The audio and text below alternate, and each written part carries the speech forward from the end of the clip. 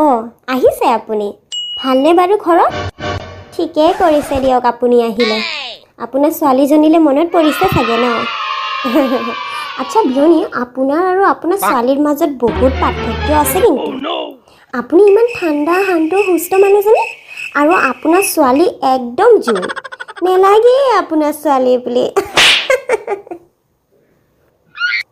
লোক লোক চাহ খাওক আজিহে চাহৰ কালাৰটো অকণমান ভাল দেখিছোঁ দেই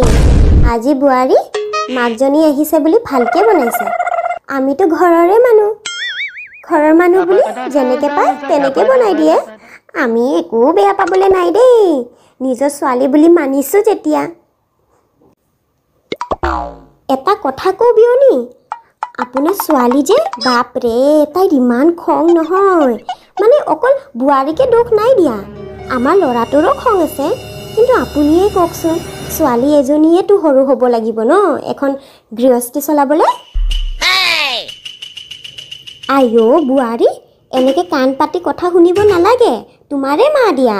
পাতিবা কথা পিছত আহিছেহে মোৰ লগত অকণমান বহিছে চিন্তা নকৰিবা তোমাৰ কথা একো লগোৱা নাই বাৰে বাৰে চেক কৰিব আহি আছে তাইৰ কথা লগোৱা বুলি এটা কথা কওকচোন আপুনি এইজনী কি আগৰ পৰাই এনেকুৱা নেকি মানে মুখত তাইৰ উত্তৰ থাকিবই আৰু কিবা এটা ক'লে মুখখন ফুলাই ৰুমৰ ভিতৰত আৰু মাতিলেও নোপোৱা আৰু এইজনী আপোনাক লাগে নেকি মই বোৱাৰী কিবা কথাত মানা কৰোঁ বা পেকপেকাই থাকোঁ সুধিবচোন অকলে থাকিলে কি বুলি কয় কেলে এনেকুৱা হ'ল এইজনী